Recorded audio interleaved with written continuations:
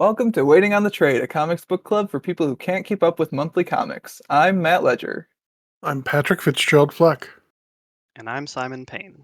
This month, we're talking about the first volume of Once and Future, a proper British series by Kieran Gillen, Dan Mora, Tamara Bonvillain, and Ed Dukeshire.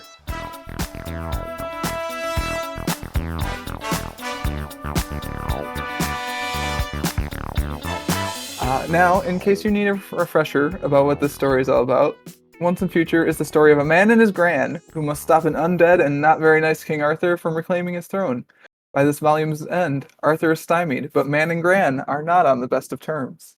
Man and Gran. I was really proud of that one when I wrote it yesterday. It's got a certain poetry to it, yeah. It does, doesn't it? Simon, welcome back to the podcast. As always, with everyone we've welcomed back to the podcast recently, it's been a little bit. Yeah, no worries. Thanks for having me. I'm always down to clown.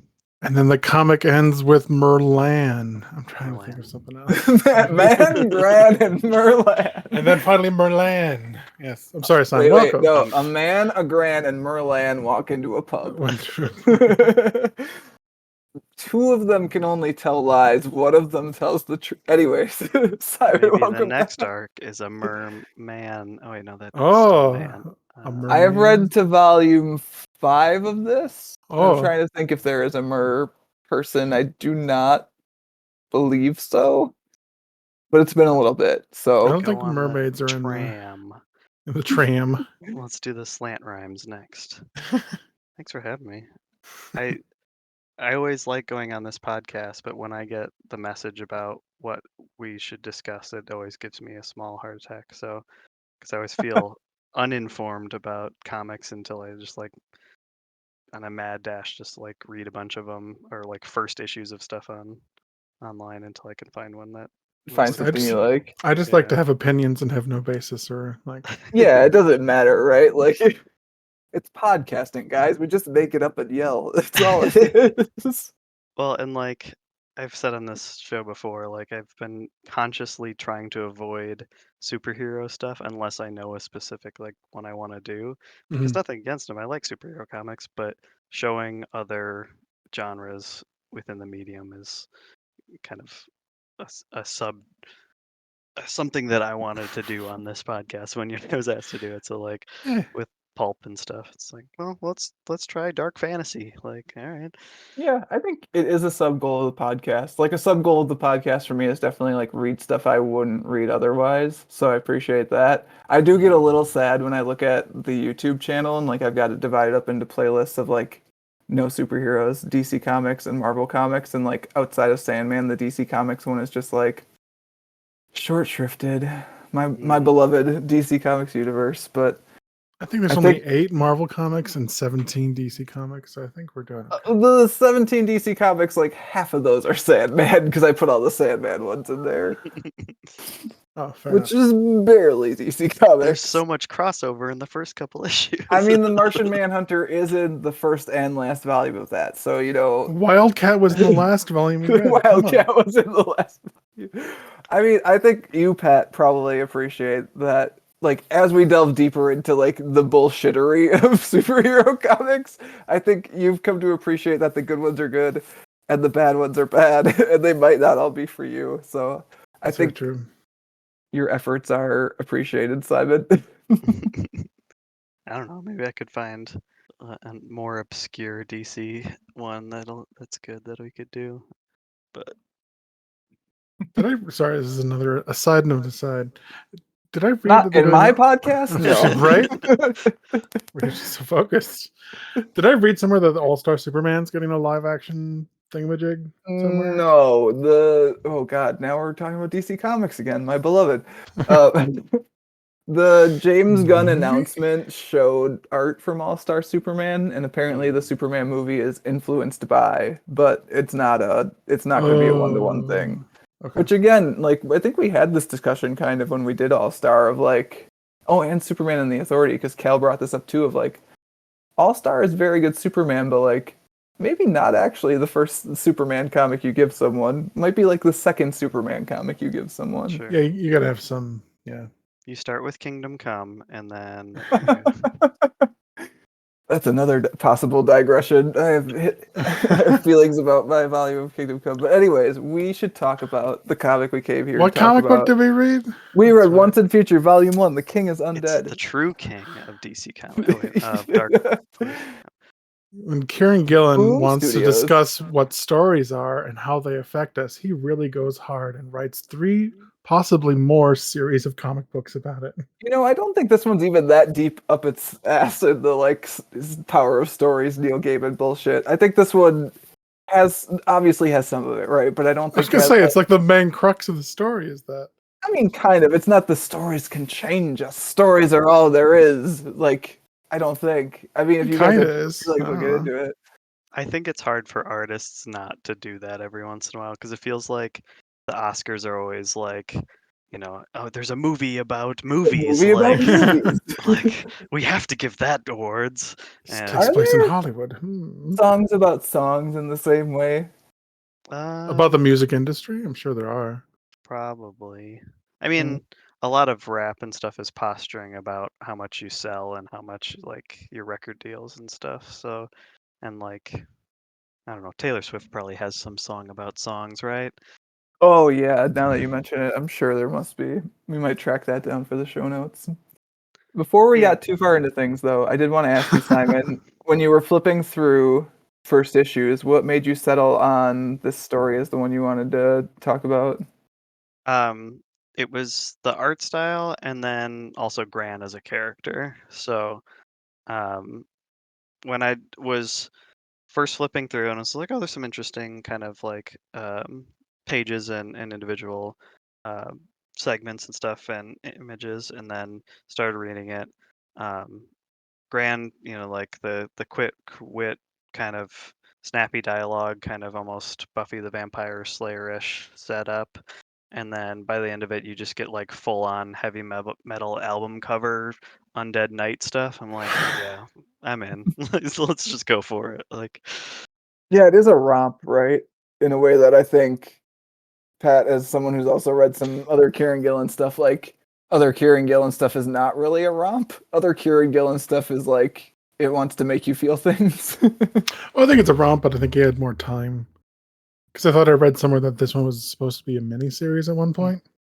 Yeah, which I think is why I think off mic we were talking about some of the weird pacing near the end, and I wouldn't be surprised if that's part of it. Is like this was supposed to be a 6-issue miniseries, but this happened to a lot of Boom Studios stuff around this period where stuff was announced as like a 5 or 6 issue miniseries. Then it sold very well because turns out it was a good story with good creators, and so they upped it to an ongoing like immediately. And so I mhm. think like the team had plans for coming back to do like a season 2 at some point, but it went from hey, we do a season 1, we do a season 2 to hey, we're doing a 30 issue story essentially in one go. So I think that kind of changed up some of the delivery, especially probably near the end of this volume. Yeah, that makes sense. I do like the momentum of the at the beginning of it though, because you get a little bit of setup on who Duncan is and who Bridget is, but then once you get going, like it's like if we don't do something, the world is going to end and we're all going to go into the other world and get slaughtered. So like that one beat to the next for the first few issues, I do kind of like the frantic pace, but then yeah, it does kind of come to a screeching halt with like, oh, okay, like We the did it, Grail. but not really though. The Grail's gone, but like Arthur's still out there, so now what? Like, so Yeah. yeah, trying to hook into a larger story, I can see would be tough from what they had originally set out to do. It definitely has like good 80s action movie vibes to me, which I Yeah. am here for as a person who like watches Die Hard every Christmas. This is like it definitely I like when you were talking Simon about it very quickly establishes the characters and then it starts doing the thing. But I think it also doesn't lose sight of the characters while it's doing the thing. It does a very good job of playing big and playing small at the same time in a way that I think a lot of those 80s action movies do. Like Die Hard, you remember a lot of the action stuff, but you remember a lot of the character stuff too, right? And I think it's that mix that makes those movies good. Whereas a lot Yeah. of more modern stuff, and this might be unfair, I don't know, I don't watch modern movies that much these days, but like more modern stuff is just like explosions. And do I care about the characters? Eh. It's like Aaron Sorkin did a pass on an 80s action movie because it's just like we have a bunch of people scenes that we need people to say things, but can we just do it in Yeah. cars and Yeah. inside like churches? Like There they're was like one we're walking and we're page. talking and we're shooting and we're like There's the page where they're driving towards the house that ends up being the Fisher King's house. Mhm. And this really feels like a page to me where the script came in. Dan Moore decided no, it's better if they drive through the gate, and then Kieran Gillen was like, "Oh, I'm into that." And so like panels 2 and 3 are don't slow down through the gate. 90% of driving in this business is smashing through gates at speeds. Like I don't think that was probably scripted that way, but like you got one of those nice comics moments of collaboration where the artist was like, I think this would be better, and the writer was like, oh yeah, that is better. Let's smash yeah, that fucking gate. you don't need 2 to 3 panels of them stopping, getting out of the car, going over or around the gate, opening like just fucking go through the Yeah, gate. go do the thing. Yeah. Yeah, so I think it's like it's really smart, it's really well paced. I like, and this might be a good seg into my question actually. Like I really like how fluid the art is, even in just like the way it leads your eye down most of the pages and like across to the next page. Like Mhm. it's not just choosing what moments are in the panels, it's choosing the composition of the panels and where the characters are placed. And it reads too quickly almost to the point where like I had read this one a few times for the podcast and I'd already read it once just because I wanted to slow myself down to actually take stuff in and think of stuff to talk about. So, I mean, I feel like that's high praise saying it reads too quickly. Yeah, so my question for this podcast was going to be, or is, I guess, which page or panel has your favorite art and why? And I can go first if you guys need me to. Otherwise, I'd pass to you guys first. It's a very Um, pretty book. I don't know. So yeah, many I good have a couple pages. ideas, but throw yours out there and then we'll get to mine. Sure, I had a few different ones, but I think the one that I've decided to settle on is in issue 2. There's a page that's right next to what is one of my other favorite pages. The first one, which I'll just mention in passing, is like Arthur getting out of the crypt for the first time as a skeleton with the like Yeah, green wisps of like weird smoke. Like I don't even know what that is. Magical smoke, magical. spectral ectoplasmy It's weird stuff. because it's like kind of like it kind of looks like mucus, but and like some of it's coming out of him, but some of it's smoke. I don't know. Good coloring all around. Like I was telling Pat before we started recording, give me more neon pinks, give me more fuchsias, give me more greens. Like Yeah. love it in a comic. But I like the page next to it on the right actually a little bit better because I think it's a good combination of this book's strengths. When he pulls the Because sword out of the wall, is that what you're talking about? no, so there's the Oh, splash sorry, I page where he's skipped getting out of the one. crypt. Yeah, no Yeah. worries. I've got the physical copy, so I can see them both at the same time. So it's Duncan and Gran looking on, Mary and some of the nationalists looking on, and then you've got this big image of Arthur still in the middle of the page, and you see Gran's facial expression change, and then Arthur speaks, and it's this like weird Britannic gibberish. Like I think there's so much like it's kind of the strengths of this comic all in one bit because you get some of the really cool dynamic like action stuff and like the horror stuff as Arthur's like getting out of the crypt. You get small facial expressions from a lot of the characters that show like how they're reacting to the situation, and I really like Gran's oh no when she sees Mary the most there. Like there's so much packed into that one facial Mhm. expression. And then you get the nice like neon lime green coloring, and you get Ed Dukeshire doing some weird lettering stuff at the same time. Like it's a pretty good microcosm of the entire book, I think, except for it doesn't have the neon pink in it. That's what it's missing. His speech bubble's basically like a captcha on a Yeah, website. right. Like it's like zero, yeah.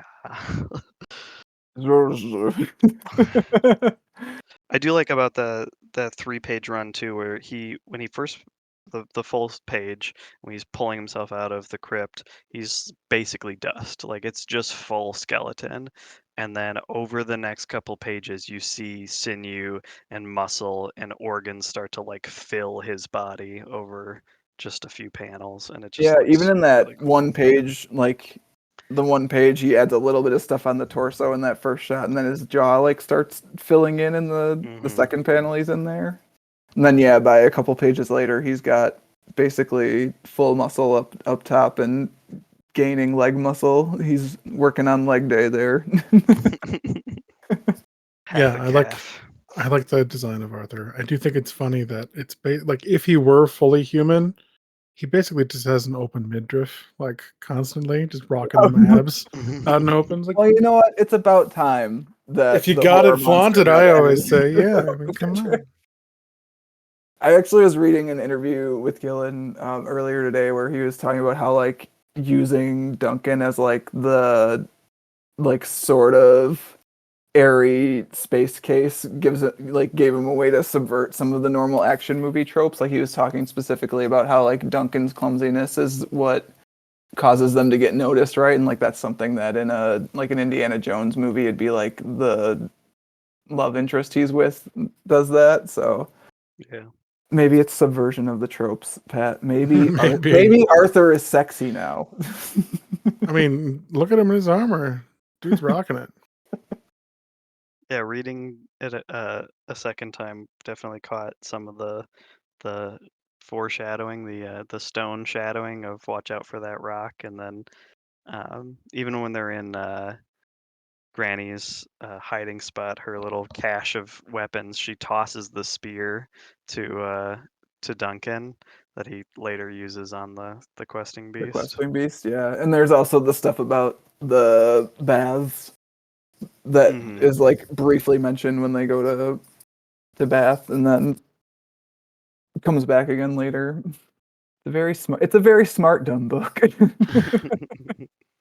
Yeah, that whole resurrection scene, like even a couple pages later, it's page 50 on mine on Comixology, where he tests the blood of the nationalist, and then the next panel is him like cutting him in half, like just full on 300 gore moment, like It's good blood outlined. splatter. Yep. Yeah, that spectral green outline of the scabbard and the ooze smoke on his body. Yeah, like I don't think we could talk enough about how like essential Tamara Bonvillain is to this book being good. Like the Colors? Heck yeah. colors are so much of this book. You're talking about later when we get to the other world with like the neon pinks and stuff. The second season of Legend of Vox Machina is out on Amazon Prime Video, and Hmm. they go to the Feywild in that one, and it's basically like acid trip, psychedelic, like pinks, oranges, greens, blues, like things, and that otherworldliness of those colors is really well done in both this and that show. So Nice. yeah, like when Gran sees the sky change, and she's like, "Oh no, it's happening already." Not this. Yeah, did you guys have a page or a panel that you want to talk about? Or we can just generally gush about the art. Like I just want to revel in the fact that the art is very good in this book. So any way we could do that, I will take as an acceptable answer to my question. Yeah, no, the art is really good. Really, really good. We were talking earlier that this might be both of our least favorite Karen Gillans. Doesn't make it bad. It's just, but I Yeah, think the art probably gives it that extra nudge that it's sort of hard for me to say that. yeah, it's so weird to read this book and be like, "Oh, it's very good." It's probably my lowest ranked Kieran Gillen book. It's probably still the top 20 to 30% of comics all time, but like I would rather read Die Again. I would. Die is more of a thought experiment for sure. And it's so weird too, because like Dan Mora, also one of my favorite artists going. It's just like it might partially be because like this book is so British. It's the most British book I think that we have read for this. I'm sure it's not the most British book overall, but I think because it's so rooted there, that might be part of it. Whereas some of the other stuff that Gillen has written is stuff that I more connect with personally. But Oh, I guess it's not super like what's the one with the high school kids dating the the young gay couple with the like rugby player or whatever. Oh, Heartstoppers. Hard, yeah. That wasn't like super overt, but every once in a while, while reading that, there'd be a time where like this is an English thing and not an American thing. I don't know. I Yeah. didn't have to delve deep into the Wikipedia article for Anglo-Saxons to read Heartstoppers. That's true. I guess this is more historically British. Yeah, I guess we should have maybe started. How much do you guys know of Arthurian legend? So that was actually going to be my question before I decided I wanted to talk about the art. That was my stealth question that I put in the Discord thread. Was like, what is our familiarity with King Arthur and Arthurian legend? Mine's not very deep. Yeah, I've always liked mythology and I've always liked those stories and stuff. I've never read any of the like, the translations or any of the classic versions of it because Mhm. the Arthurian legendarium is messy. As we've seen. Yeah, like Gran talks about like, well, in some versions this and that, and it seems like it's like, he's a character set from the the Britons in early Anglo-Saxon invasion of the like 4th through 6th century, but then like a lot of the stuff we have is written 600, 1200 years later on. I mean, it's very like actually superhero comics bullshit in that it has a sliding time scale kind of, right? Like has been placed in different time periods based on like when people are writing or what they need it to do. Yeah. Oh. Yeah, and the depictions of Arthur here, he's mostly unarmored with just a sword, but you see like Arthur in like full plate or even in like ring mail and stuff. It's like, yeah, they had like hill forts made out of wood and Mhm. like basically Roman armor at that point. Like, so there's some anachronistic stuff going on with stories of Arthur throughout since his inception, I guess. So because the story has its hooks in me, I was at my parents' this weekend and I brought up a couple boxes of books that I just hadn't brought to our house yet, and I was going through them, and I actually found my primary King Arthur source, which is Yeah. Tales of King Arthur as part of the Usborne Library of Fear, Fantasy, and Adventure. And it's a scholastic book. It's like about 80 pages long. It has really cool illustrations, actually, like pretty kick-ass, like early 90s, late 80s fantasy style illustrations. And so like that's my primary source. So I was actually like reading through it a little bit today to see how it does and doesn't compare to the story. Like in this version that I read, like Lancelot shows up at a convent and just like they happen to be taking care of a kid who is his son, and he's like, "Oh, I have a son." It's like that's probably not how that like it feels like it'd be messier than that. I mean, even if you haven't read the like original sources and stuff, so much of that has just seeped through popular culture. Like, Yeah. you're talking about art, and the panel, it's 74 on mine. It's in when they go to Otherworld to try to stop the like kinging of Arthur, or Mhm. they go through Bath Abbey. First, like the ghost procession is really cool, and it's like, oh, this place remembers, and then um, it's just a like almost full page of the Sword and the Stone and the Knights of the Round Table. It's just like you don't have to have read the original, just like feel something for that page. Sure. Yeah. Yeah, I mean there's so many like I would guess we've all seen that Sword in the Stone Disney movie at some point, though I have like it's been so long for me I couldn't tell you actually anything about it at this Yeah, it's point. been a long time. Madam Mim. That's all you have to know. Sure.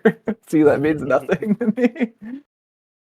She's the antagonist of She's the like film. the only antagonist in the film, but not really.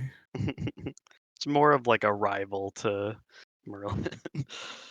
But I do feel like reading it, I never felt lost enough that like if I felt lost, I felt like I was kind of supposed to be, and the story knew that I was. I didn't like I never felt very out of place. Yeah, Duncan's like, what the fuck's going on most of the time, anyways. Yeah, So so like like, you're kind of there with him, right? So yeah, it doesn't matter so much. I did really love when the rules of the story zapped Gawain out of existence. Like that was one of my favorite moments actually of yeah. the comic. He It's like, no, chose you fool. poorly. That's not the story we're working on here. get out of my writer's room. Yeah, and just some of the moments are just like, Gran's like, "That's nice, dearie. Can you hold still while I kill a major NPC?" Like, Her grandson. yeah, She wanted to snipe her grandson, and her daughter kept getting in the way of the shot. Just take them both out, man. Yeah, right? She has something there still for Mary, I think, that she didn't want to do that. So that says something about her at least too. Because like there is a version of that where you just shoot them both, right? Like I think you could do it in time, but as we yeah, saw near the end, and what I think was going to be one of my other favorite pages. Merlane. No, actually, it's the page where Grand's telling Mary basically to come with them because the other world is just like shifting into who knows what. yeah. And Mary's just kind of staring at her, and like her eyes drop from Grant's face to Grant's gun. Like the placement of Grant in that panel is really, really well done.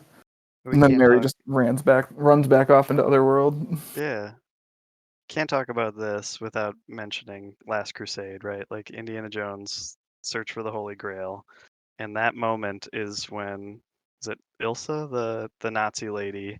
And they're escaping. The temple's falling apart because they took the Grail outside of it, and she's reaching for the Grail on the edge, hanging from a cliff, and Indy's like, give me your hand, like we can get out of here, you can live.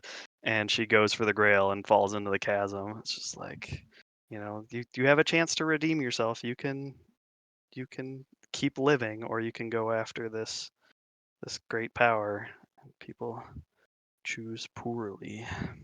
And now she's gonna be Nimue. I don't know if that's how you say that. Yeah, I don't know. Could be wrong. That's a character that in my Tales of King Arthur book does not exist. So that's one where like as the volume goes, it does tell you like who that is and what her deal is and why she's important. Um but yeah, like the changeable nature of it and also the like no, in this continuity you see Nimue. This is Nimue from Earth Prime. Oh no, too real. Gotcha. Was cool. And I think likely you guys found that to be cool as well because we were all rules and stories people. Yeah. It's all about the enjoyment of it, right? Like, if I want to have a serious discussion and intellectual thing, like I could read a textbook, but like if I just want a fun romp, a few issues of a fantastical story, like just go for it. Like if you're already over the top, you might as well just turn it to 11, right? Like some of the alternate covers and stuff, and it's just like, yeah, the symmetrical like questing beasts on either side and like guns and swords in the background. Yes. I mean, book knows what it is for sure. So Simon, I know you didn't get a chance to like possibly nail down a question, but did you have anything specific, like even just like an area of the story that you wanted to talk about, or? Well, we mentioned a little bit of like the nature of stories themselves, and so I Mhm. was thinking about like um, how does knowing what a story should be or how a story ends affect the story itself or like your enjoyment of a story. Um, like in this, it's like Grant has an idea of like what is supposed to happen, like what the Fisher King can be used for, who's allowed um, to have the right blood for the rituals and stuff, and her knowing that led her and her daughter to create human life to do a thing that Right. she wanted to We do. birthed two babies for this. And so it's just like if Duncan's like a true-hearted, selfless hero by the end of it, willing to put himself in danger to save people he loves and possibly all of the British Isles. But would he be that person if Gran didn't like genetically and um, like societally shape him to be that or to raise him to be this specific person? Would he Yeah, still raise be him in a in a place to forest. do that? So, So nature versus nurture is what we're getting into. I mean, we don't have to do the whole thing, but like and you could do it as a meta thing, like as a story, like is it Sure. um, like we had a high school English teacher who told us that when she reads books, she reads the last few pages or sometimes the whole last chapter first, and then the fun for her was reading to see how it gets there. And I was kind of thinking, like, does that ruin the enjoyment for you knowing how it ends? Matt, justify that because I know you do the same thing. I do that. I don't do it right at the beginning. I do it like a third or so of the way through. Usually, I'll flip to the end, and I like. Disgusting. I know, like we've gotten into like literal fights in this house, me and my wife, about how like that's a terrible thing to It do. just blows my mind because you're a writer, and writers are like the authors are trying to set up like Well, foreshadowing and like actually tension. part of it, right? And it Is like just I want to see fucking the. destroys all. You only have one. You have one time to read a book for the first time and not know what happens, and I you don't just always purposely. do it. I don't always Oh, do it. my mother does it all the time, and it drives me insane. It's like, no, don't read the. Oh my god. So All No. right, part of now it I is know this. I I know want the to see the setup. structure of the thing. I was So really like worried. I wanted to know how it happens. Like, yes, you were worried because the author wanted you to be worried. Yes, that's suspense. that's actually not my motivation. My motivation is not like, oh, like how, like, oh my god, I have to know how it ends right now. Like that's never the thing for me. It's more of like I've seen how the pieces are positioned up to a certain point, Sure. and I want to like be able to like look back at the structure sometimes. So I'll look ahead to see what the end point is, because you're like a third of the way there. You've got like that's about where the interesting stuff starts to happen, which I understand. I'm not really selling my case here by saying that. But I like being able to look backwards on the thing, knowing where it's going, because I That's think what the that can help second you. read through is Well, for, you I don't always heathen. get I don't always get to a second read on Yeah, stuff, man. that's I fair. don't. I don't do it so much with comics because a comic is easier to go back and reread. So maybe there's something to that. I haven't unpacked that. Well, maybe we'll work on that in a future podcast All episode. right, But fair. like the other thing is sometimes I want to know if it's going to be worth reading to the end too. That's true. So, oh, okay. Here's one that specifically I would not have finished the book if I Hmm. hadn't already read the ending. Is the first Outlander. The first Outlander, I read it because Kat was like, "Oh, it's really good," and I was reading it. I was like, "Oh yeah, it's good. It's fun." Like it's a lot funnier than the TV show. If you've seen the TV show, like it's much better. I watched an episode of the TV show and did not like it, but the book was good. Yeah, the concept seemed interesting to me, and then I saw some trailers, and it was like, oh, they really like leaned into the romance side of this and less into the like period Yeah, and everyone's fantasy. just like more of a caricature in the way that when long books like that become TV shows, all characters just become like more of a caricature. They're very much focused in a direction and like they have a personality trait and that's it. But The Flanderization of characters, yeah. yeah, basically, right? Um, so in that book, there is a very difficult scene where one of the main protagonists is trapped in prison for an extended period of time and very bad things happen to him. And I don't think if I had read the ending already, if I had gotten to that I would have pushed through that because like it's such a tough read. It really sucks. And if you don't know that he like comes out the other side of that and he's at least like nominally okay, nominally, like I don't know if I would have made it through Yeah. that part. So sometimes you just like you want to know if it's going to be worth your time to finish the thing too. I mean, I don't know if I would have read Count of Monte Cristo if I didn't know that he gets the revenge in the end. You know, like No, it's good. I loved it. You know, don't get me wrong, but like seeing him suffer and seeing all of the machinations to get to where he is in the end, like is is something that you do knowing what could happen or will happen, you know, like it's the journey of it, but you still see the light at the end of the tunnel. You see where it's going. So I don't agree necessarily with like, you know, reading the last chapter on every book you read, but I kind of get where you're going. I get where you're coming from with it. Yeah, and Um, like I just especially these days, like with the internet existing too, like I've just accepted that I'm gonna know the ending of a lot of things before I start them anyways. And like if I didn't watch everything I do the ending of, I would watch stuff. Like I'm thinking specifically of TV shows more so than books at this point. But mhm. like I don't know. Spoilers don't really ruin anything for me. Like I don't think I ever feel like I got less out of a story. I might have gotten something different out of a story. Like I think there is something to be said for like genuine surprise because you didn't know what was going to happen next. But I think you also get the balance of seeing the setup and like knowing, oh, okay, that's here because it's going to pay off here, or like, oh, okay, I know how this is going to become this. Like I think there's something to that too. So Yeah. The thing that got me recently was movie trailers.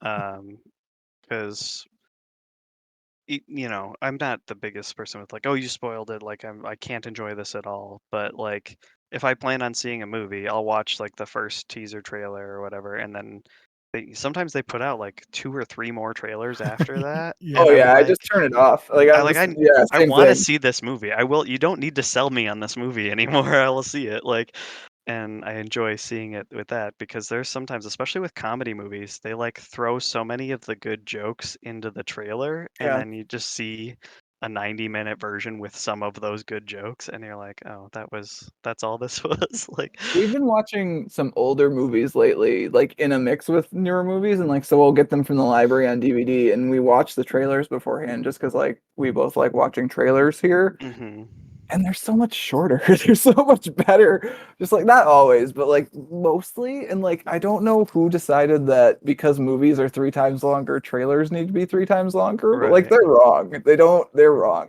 They should stop. And like certain ones, especially formulaic ones, not every romantic comedy follows this, but like there's tropes within a genre. So, and it's just like when you lay that out, and maybe a movie has something special, it has a twist that it's a subversion of that trope, and then you put that subversion in the trailer. It's just like why? But now I know exactly what the new trope is. Like, Yeah. and I don't want to see this now. Yeah, I can't think of a movie in recent years that I cared about not being spoiled. Like I know for sure all like the MCU stuff. I haven't watched one of those for a while, but I know I know everything that happened in them. Yeah.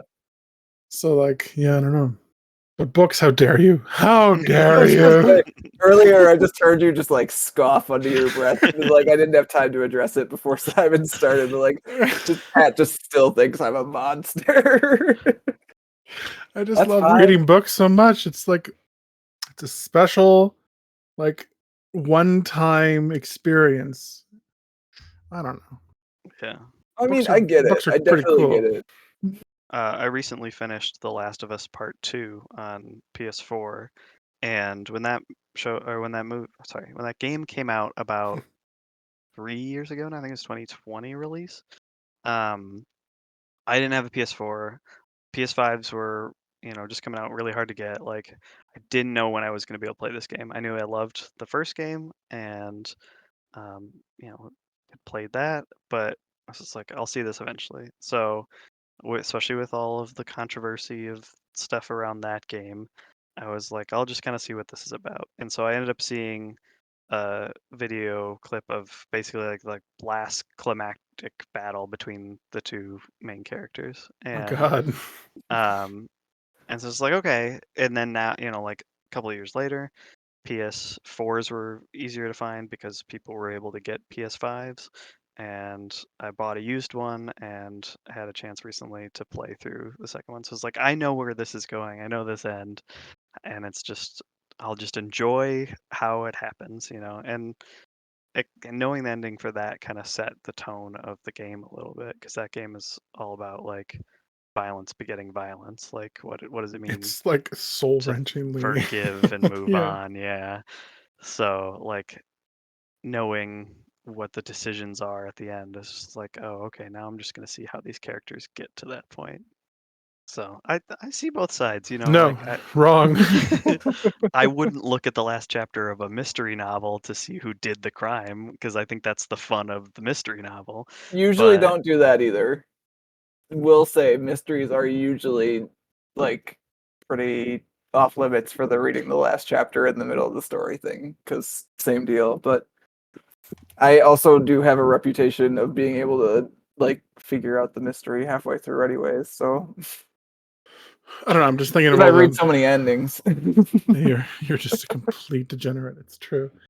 No, I'm just like I've been getting into the Brandon Sanderson series, and like just reading, I don't know, the oh my god, I'm blanking on what it's called. It's not called Mistborn? Mistwalkers. Yeah, Mistborn. Thank you. The Mistborn trilogy is fantastic, and I'm just trying to think of like if I read where it had went, like it goes on such a trip. I don't know if Matt, you're gonna read that series because I want you to read it, and you're not gonna read the ending first, all right? You're not gonna do it. Well, like of the actual trilogy, no, I probably won't. Of the first book, I No, probably will. not even the first book. Don't do it. It's so good. It's on the list. I'll let you know. So good. Yeah, from what I've heard, it's got like a cool magic system and everything. So Yeah, really good if you want to get into like the big one is his Stormlight Archive series, which I think is going to be have like 11 plus books. He's on book 4 right now. I just shelved a copy of Elantris, also taken from that big box of books I got last Yeah, weekend, which I know is not your favorite, Pat, but it's the one I have. So I mean it's okay. It's not. Yeah, of the ones that I've read, it's probably my least favorite. Still an okay story. is it the once and future of Brandon I was gonna Sanderson? say, Sure. Yeah. if I'm supposed to be insulted by reading a good version of your least favorite author, like author selection, No, I mean, I think I told you when you were like, we're gonna read Once and Future. I was like, oh yeah, back on our Kieran Gillen bullshit. Like, I'll Right. read it. I'll read it all, baby. I love it. Just like, it's all good. Like, I did think it was so funny. It's like, oh, he's back with those stories. You can't fucking get away from stories, can you, Kieran? Oh it is a boy. slightly different take on it for some of the reasons we've already talked about, and also in that I don't think. I mean, a little bit it's different, but like, what? Wow. Quiet. Let me think.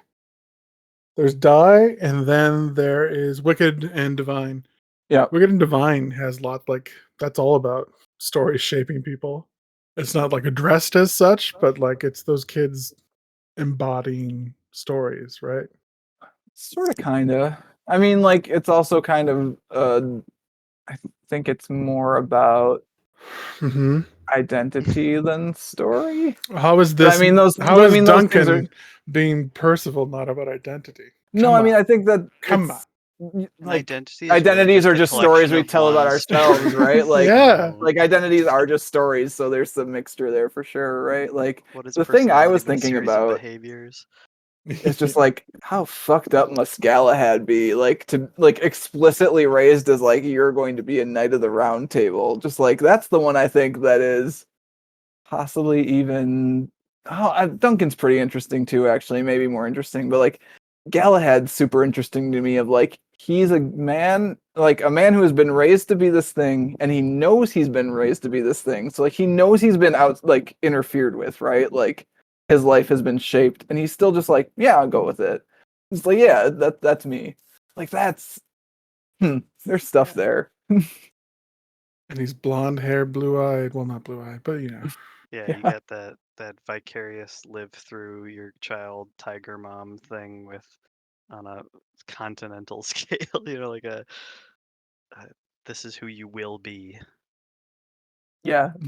Toddlers and tiaras Yeah, with Now swords. Like we're going to the round table. Be on your best behavior. Make sure you put your makeup on. I did like how they come like, wow, that armor set must have cost you a pretty penny. He right. shows up with a full Yeah. Just totally stylized plate armor. Full ballroom gown. Like, okay. But yeah, Duncan's interesting because I think like has been quietly shaped to be this thing his whole life, but also has had like we know that he's had at least some time away from his grand, right? And so, but he's still mostly the same guy. So like he's had some time to potentially be shifted by the world around him and hasn't really been. Yeah. But I mean, to be a Percival, he had to not know anything. Like his ignorance is manufactured. Yeah. But as an academic. Right. Yeah. Are we So on to should mine we? now? I was gonna Yeah. say, should we move from our fun discussion to This could still be fun. stuff that makes me sad? It could still be fun. You could keep the Aryan thread of the blonde boy and go into Yeah. Hey, blame Kieran Gillen. All right. fascism. This is what he wants us to talk about. I know it. So yeah, my question is: in this volume, the mindless idolization of Arthurian legends is threatening the future of modern-day Britain. What American stories or myths are threatening to take over our country? So today, Pat, is the day that you made me Google why does Ronald Reagan suck? Because I was looking for supporting arguments for my thesis, which is Ronald Reagan suck. I just like I have a few different things to unpack in mind. I should probably let you go first because it's your question. If you had something in mind, I mean, didn't have like a super specific. I just feel like this thing has like gripped our country in the past, like, I don't know, decade, or maybe it's just me finally taking note of it, that like generations of people like clawing at an imaginary idealized version of what they think this country is or what it should be Mm-hmm. is killing our country. yeah. And it's really bumming me out and has been for a while now. And I How feel long? Like about what, when 10 did years Trump get or older? so? Yeah.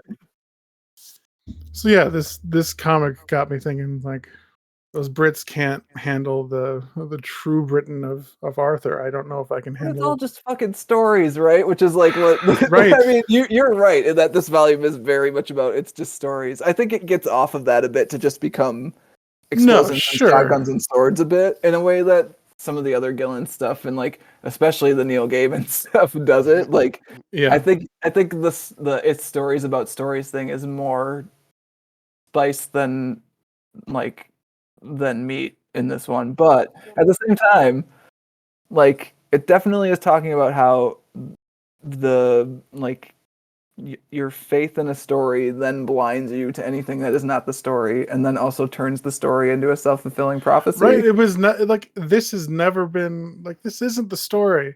And what gets me is like the actual story of Arthur is from French poetry. Like it's not even British. Well, I think that one's a later one That's a actually. later Yeah, account of it, yeah. But yeah, it is one of the more like well-known ones for yeah, sure. Yeah. more easily available. But even Gran herself says the danger always comes from the people who take the story too seriously. So like you get, and then she also says, um, a little knowledge really is a dangerous thing, including to us. So let's get out of here. So like a little knowledge, like that, you find a grain of truth of something, and then either intentionally or otherwise, it gets distorted and it spins out of control, gets spread around, and whether it's about COVID or if it's about you know government structure or beliefs on race, sexuality, gender, Right? whatever, these the people that make their identity hating a certain other person, it can get really dangerous. So, Well, like humans are really bad at unbelieving things, right? Is part of the problem. Like hmm I guess the bit I latch onto in that quote is like a little knowledge. Like a little knowledge is not usually enough to have a good opinion about something, right. right? But like people will base their opinion on that stuff, and like also certainly guilty of it. Like one of the things that I actually really hate about where our country is now politically is that I don't have to care. Like I don't have to care about what the issues are so much because like I just look at the ballot and I'm like, okay, can't vote for Nazis, so vote for the other Right. one. Like I don't And is like that even a it is. choice then? Like, Yeah. Well, that's the thing, right? Is like I've been talking with. I don't remember if I've been talking with a couple of different people about like how much can the Democrats fuck up before before there's zero choice because like there's such a low bar to clear, right? That like mhm, I will still just vote for them and like is that my bad? Like what am I supposed to be doing instead? Like am I the right. one who's like stuck in their story? Like I don't know. It's a tough one, you guys. Hmm. So to answer your question, Pat, it's probably Paul Bunyan. So he's a Yes. lumberjack from the northern See? United States, sometimes in the Midwest and sometimes in the East Coast. And he cuts down trees and he grows really big and he's got a big blue ox named Babe. Blue Guys, ox. Guys, I have Babe. real answers to this question. Johnny Appleseed, that son of a bitch. And I can if you give go- him too much power, he will clear cut the whole North God America. So Damn we it. got to take away his axe. And Yes. Trickle down economics. False story. Untrue. Patently untrue. People still fucking talk about it like it's gonna Yeah. happen and be good. It's still trickling down. It just hasn't it's a What's very good for- slow What's trickle. good for Amazon is good for the country. Damn it. Just like so this is my one of my current high horses is that the wave of 80s nostalgia that's been going through since Stranger Things is actually kind of dangerous because the 80s sort of sucked. I mean, again, this is a thing where I probably need to have a better opinion about it, but I just think of environmental stuff Gecko. kind of going wrong. I think Greed about is good. all the corruption in the Reagan administration. I think about plastics, so much stuff in the 80s where it's just consume, consume, consume.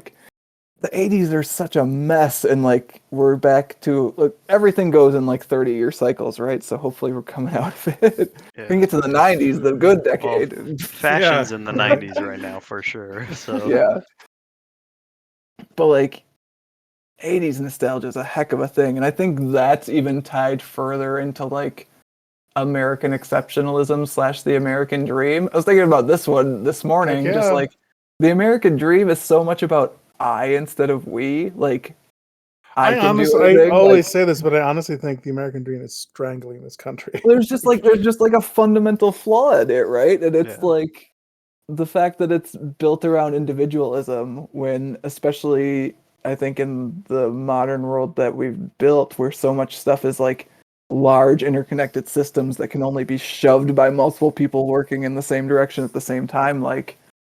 Individualism is a very dangerous thing, actually. Especially when pushed to an extreme. But I mean, everything's pushed to an extreme. When pushed to an extreme is bad. But The promise that if you work hard and keep your head down, you too could become a millionaire. You too could become wealthy. $1 million isn't even that much. Also, Right. let's talk about that quick. All of the billionaires weren't born to rich parents or have educations paid for them and things given to them, right? They all pulled themselves up from their bootstraps, right? All of them. Yeah. Populist leaders that are millionaires just makes no sense to me. I mean, when your I got nothing, population man. doesn't understand what's not good for them. Actively vote against their own interests. Just Yeah. what is happening? But yeah, man, I think there's a fundamental flaw in the fundamental American story, which is kind of wild. That you go all the way down to the bedrock, and you have to shift the entire direction of the quote unquote dream that the country is founded upon. And again, this is I was looking at, because I told Pat earlier, when I googled why does Ronald Reagan suck, the first article that was good that came up was from Teen Vogue of all places. And it's about Reagan, and then how some anti-Trump Republicans were trying to distance Trump from Reagan because Reagan was so good, and it's just he's not good though. He's not. And it's got this which I haven't actually listened to the speech, but I know that it exists, this shining city on a hill speech for America too. And there's so much danger in thinking we are the best. I mean, that gets you to there's such a short line from we are the best to America first, which again is American individualism kind of writ large, a Right. collective individualism, which is weird, but well, yeah, then that borders on, that idea of superiority can mean that, oh, if I'm superior, then everyone else is inferior and they don't matter as much as me. So taking that on a large scale, it's just and again, it's all just stories, right? It's all just stories we tell ourselves about ourselves, which is identity, which is what this book is playing with a lot. So yeah, I gave the joke answer of Paul Bunyan, and I was thinking of, kind of more benign answer, like folktale answers for Pat's question. Sure. And Davy Crockett and Daniel Boone came up, and I was like, oh wait, no, they're not great either because they fought at the Alamo, and which was the Mexican-American War, where the Americans baited the Mexicans into a war to get more of their land. Like, yeah. Yeah. We're the good guys. Do really love that scene in the comic though, where the British nationalists revive King Arthur, and he's like, "You're not British enough for me." It's like Immediately kills Anglo-Saxon. that. It does sum it all up very cleanly in like It's so 2 true. pages. Trump hates almost all of his people. So, like, if you were to meet them, he would not like them. Well, and No, like, thankfully he doesn't have to do that. yeah. Right. You asked partly like you asked me why I picked this comic, and part of it comes from on and off. I've been listening to a podcast, the History of English podcast, which is really good. Um, just kind of giving linguistically and culturally an origin of like where the English language came from, and then also a series on Amazon Prime. It's like a college, basically a college level course of like the history of England as um, from like the Roman Empire through the Middle Ages, and that idea of you had romanticized Britons in England, some other cultural groups like Celts and Welsh and people up in Scotland as well. And the classic story is that the Angles, the Saxons, and the Jutes like invaded and took over this country. And like really it's somewhere in between like a colonization and like just migration and an invasion. You don't see any like large scale warfare between the people that already live there. It's probably like, yeah, some people landed and then over a couple hundred years spread out, intermingled, might have small conflicts here and there. But like this story evolves over hundreds of years, written down by monks and things later on of like, It's yeah, the monks. this legendary king came and conquered a bunch of people and united a whole. It's just like, yeah, that's there might have been someone like that, kind of like that, but the story just over time gets spread and changed and aggrandized until it gets to something that it never really was. And eventually becomes an 80-page children's book. I'm glad that there's more volumes of this because this is something that I would continue to read, especially if they go with the Merlin stuff. That's pretty neat. Yeah, I will say it holds up, and I have not read all the way through. I've read some of the individual issues from volume 6, but I did read the last chapter, guys. I have read the last chapter. I have read the last issue. I was just trying to think, did I read issue 30? I was like, yeah, I did read issue 30. Can't be So stopped. I've Oh read my through God. volume 5 because they're all collected, and I've read some of the single issues from 6. And I would recommend it if you like this volume, which I think we all did. Like, I would say keep reading it. It's fun. There's a fun bit with the cops from Hot Fuzz in one of the volumes, Oh, okay. All right. which Do is they get good. impaled like the guards outside of the cathedral? I will say nothing about what happens to them. And there's a fun bit with Boris Johnson, Oh, Hey. everyone's favorite Johnson. Everyone's favorite Johnson. I will also say there are multiple Kings Arthur running around in later volumes of Oh. Future too, because turns story's out actually there are split? multiple takes on the story. Does the Monty Python one show up? I was gonna I cite mean, that as a Right? That's knowing part about of the my. Arthur legend. can't confirm, but Pat, haven't read it all, so can't deny. Oh my gosh. Matt, don't you dare jump to the end. You got to read it through now. Knowing that Galahad is Lancelot's son in some of the stories brings some interesting things into the where Lancelot saves Galahad from the sexy nun tower. Yes. Uh, No, it's much too perilous. much too bad. How did we almost make it through the podcast without a Monty Python Holy Grail We reference? got there. I didn't We want to got there. spam it from the top, so I thought we'd wait. Spam. I see what you did. Ah. Nice. That would have been a lot, Simon. No. Mm-mm. But yeah, do we want to do recommendations, like serious recommendations, or I can. I have one. I don't know if you guys did or not. This is the part that I always forget to tell people still when we're bringing them on is like still bringing a recommendation. So if you don't have one, Simon, it's on me. It's not on you. Yeah. I read comics mostly for this show. Yeah.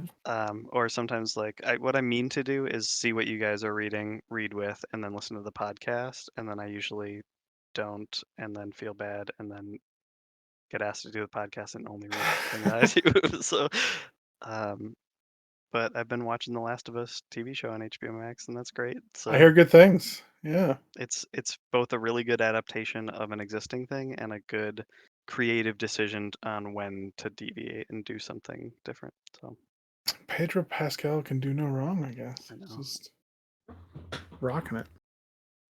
Mine, obviously, if you like this, for all that is good in the world, read the rest of Kieran Gillen's work because is good stuff and it gets better. And then listen to the podcast on Die. Do it. Oh, Two of them. Die is so good. I read this and I was like, oh, I should read Die again. I gotta go buy that hardcover. But I guess my recommendation, like my main Arthurian contact, which is ironic because I think the author took great liberties in the story when she wrote it, is Mary Stewart's Merlin trilogy. I think there might be actually 4 or 5 books now. But at Is the that what time, the NBC show is based on, Pat? oh God, I hope not. I don't know. Honestly, I don't know. hope There's not. been a few versions of Merlin Arthur TV shows. I don't know which I one's don't from think which. so. I'm gonna say no for my No, own I mean it sanity. probably isn't. It's just like when you just say like it's a story called Merlin, all I think of is that like the trailer for that show.